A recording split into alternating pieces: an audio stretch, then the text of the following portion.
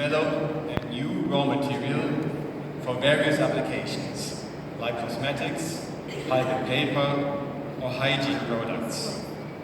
This new raw material is marine-borne, replacing traditional resources like wood, thereby avoiding deforestation.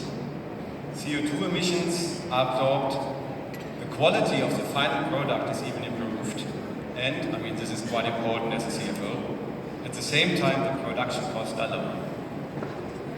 It is my great honor to announce that the Award for Innovation and Sustainability 2017 goes to Marinbaio for their project Pulp and Bioproducts for Red Algae. So let's see the video which was prepared to explain this project a lot better.